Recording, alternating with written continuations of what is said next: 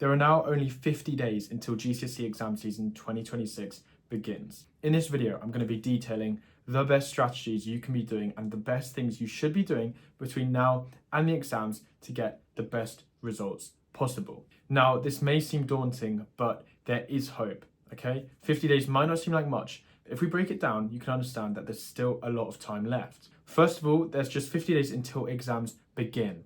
Yet, a lot of students make a lot of progress during exam season as well. Secondly, there's also a break in the middle of exam season. You get a week off where you can really revise and focus more on those paper twos. And I'll address that question now because as we get into exam season, you might be thinking, should I be just revising paper one or should I prioritize or do a balance of paper ones and the paper twos that are after Easter?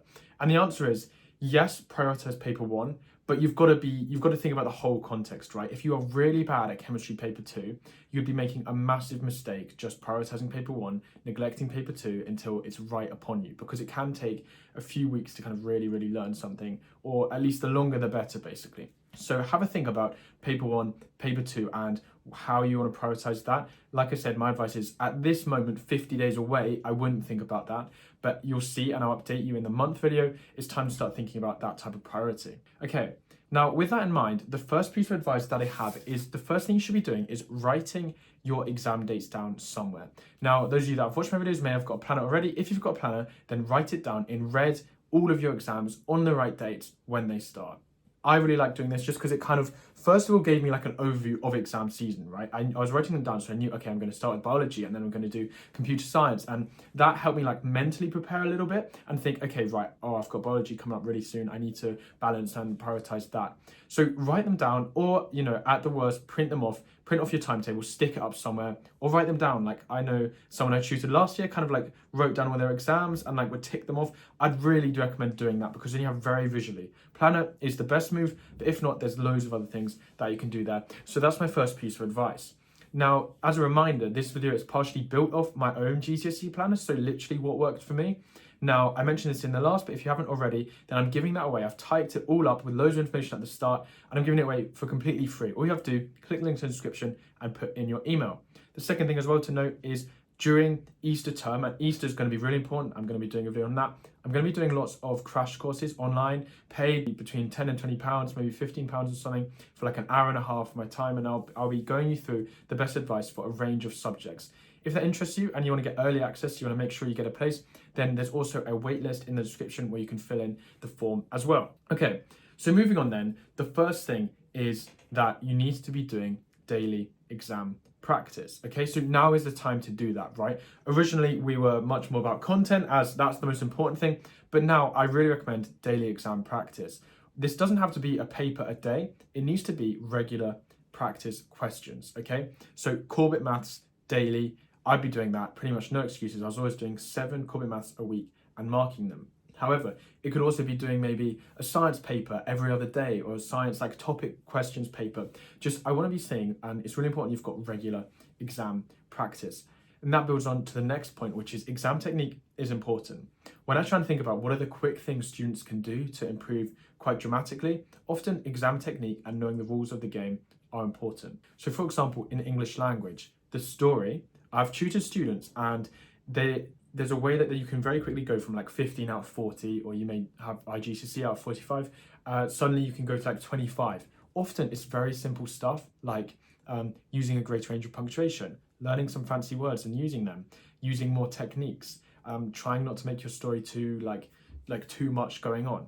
So very small things can gain you quick marks. So think about exam technique.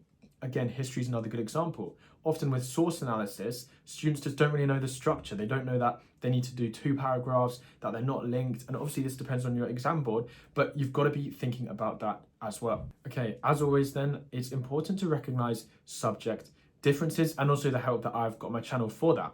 So subjects are different, right? Learning maths is different from learning history. It's different from learning English. That's one of the hard things about GCSEs. There's a massive range of subjects. So it's important not to let any fall through the cracks. You've got to be on okay, I need to study this more. DT is a struggle. And you need to be, I always talk about this. You've got to kind of know where you are, how confident you are, what needs to move. It's a juggle. I always describe it as a juggle, okay?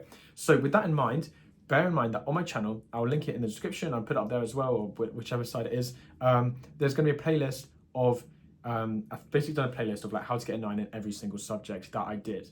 So make sure to check that out and think about how and the strategies you can do to get a 9 in each subject. I get quite a few emails and comments being like, how can I get a 9 in this? I would just make sure you're checking my channel because I have done a lot of videos as well in terms of the specifics of that. So recognize the subject differences and make sure you're adapting your revision accordingly to each subject and you're covering lots of subjects.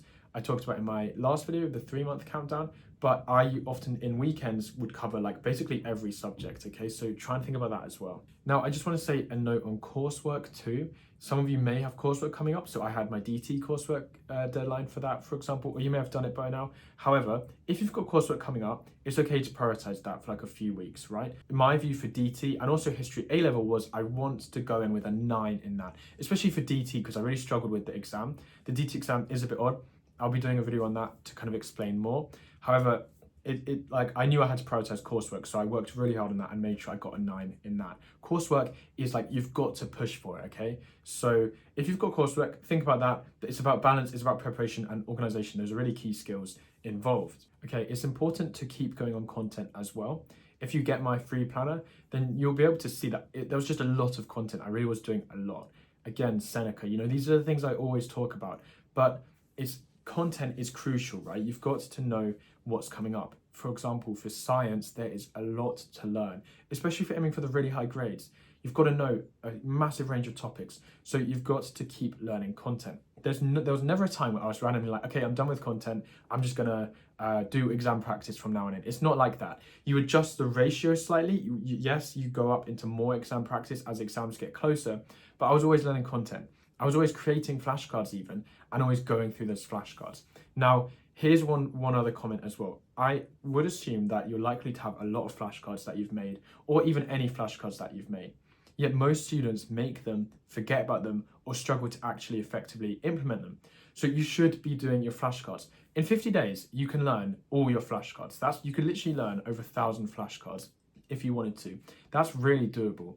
So I would watch my video on flashcards where I talk about the best structure to learn all your flashcards, but actually go through them. Don't just leave them if you find them helpful. And in my view, flashcards are really, really essential for subjects like science, where definitions matter, for subjects like history, where you just have to know loads and loads of dates. So keep going with content, but as I said, daily exam practice and maybe 2 to 4 practice papers a week. And then obviously, when you're doing questions, if they're essays, try hand them into your teacher.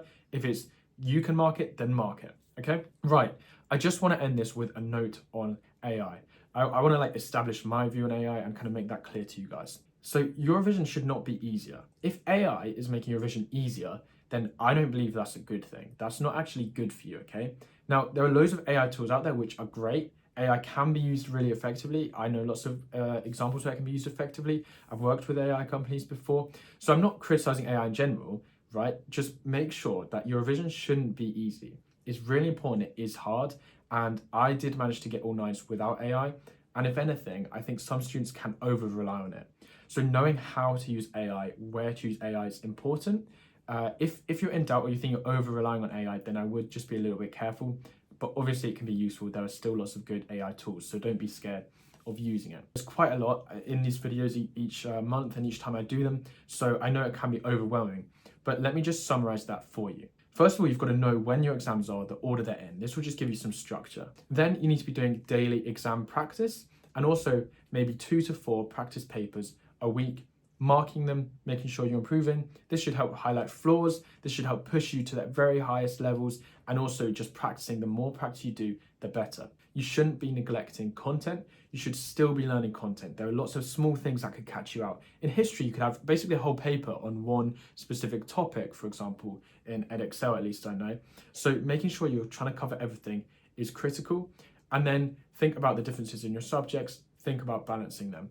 So it's kind of the usual stuff, but with more exam focus, more time spent revising. And yeah, so please let me know in the comments if you've got any questions. I'll try and go through them and answer as many of them as I can. Make sure to help each other out in the comments as well. I always find that really nice when I see that. And then also make sure that you sign up for the waitlist for some of the calls. I'm going to be doing loads over Easter and hopefully you'll find that helpful. And in that waitlist, you can tell me which subjects you want, what do you want me to cover. So hopefully you find them useful.